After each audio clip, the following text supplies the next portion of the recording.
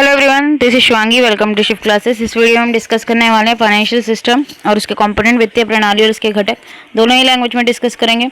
तो financial system क्या है? एक इकोनॉमिक अरेंजमेंट है जिसमें जो फाइनेंशियल इंस्टीट्यूशंस होते हैं वो फैसिलिटेट करते हैं फंड्स का जो ट्रांसफ़र है, या हम असेट्स की बात करें किसके बीच में? बोरोवर्स, लैंडर्स और इन्वेस्टर्स के बीच में।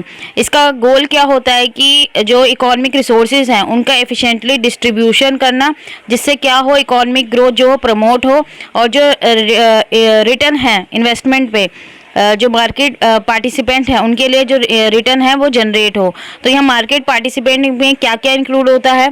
Investment bank, stock exchange, insurance company, individual investor और जो भी अदर इंस्टीट्यूशन है वो सब इसमें शामिल होते हैं।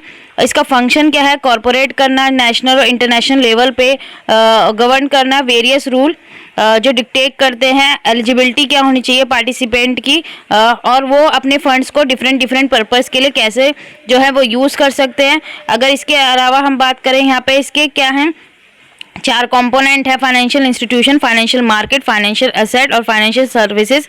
ये 4 जो है इसके कंपोनेंट हैं। इनको डिटेल में डिस्कस करने से पहले मैं आप लोगों को कुछ बताना चाहती हूँ।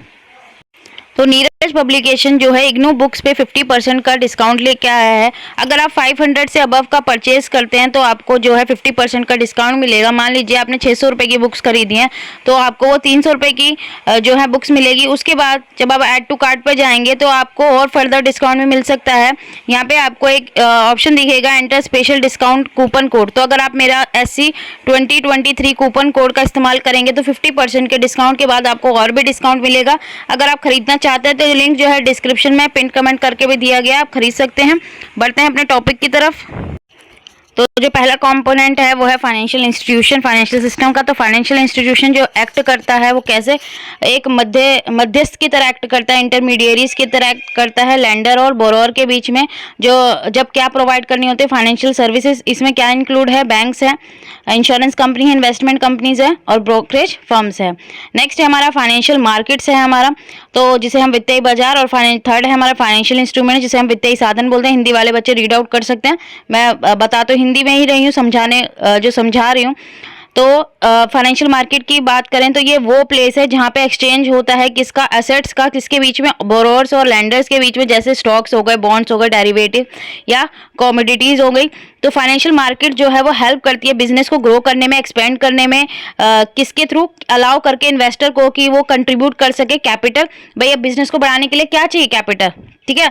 तो जो बोरोअर होगा वो किससे कैपिटल लेगा? पूंजी लेगा। कैपिटल मतलब पूंजी जो लेगा वो किससे लेगा? लेंडर से लेगा। तो ये यहाँ पे फाइनेंशियल मार्केट के थ्रू उनके बीच में लिंक होता है, जिसके थ्रू वो क्या करते हैं? यहाँ पे खरीदते हैं और बेचते हैं, ठीक है।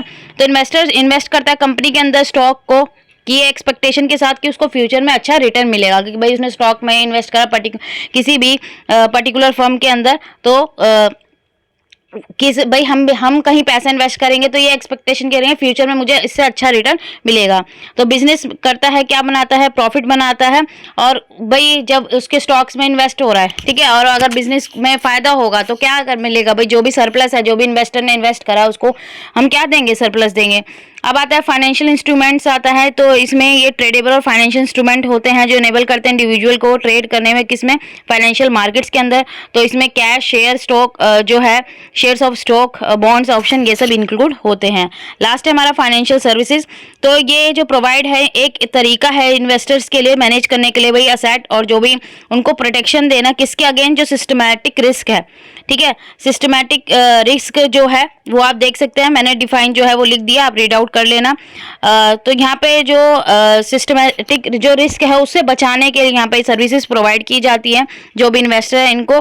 तो यहाँ पे भाई इंश्योर होता है इंडिविजुअल की वो अप्रोप्रिएट अमाउंट है जो कैपिटल की, वो एक मोस्ट एफिशिएंट जो है इन्वेस्टमेंट करा, जिससे क्या होगी? ग्रोथ जो होगी प्रमोट होगी।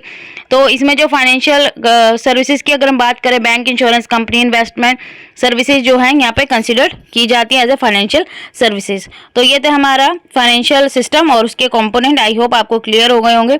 अगर वीडियो अच्छी लगी हो तो लाइक इट, शेयर इट और subscribe our channel. Thank you.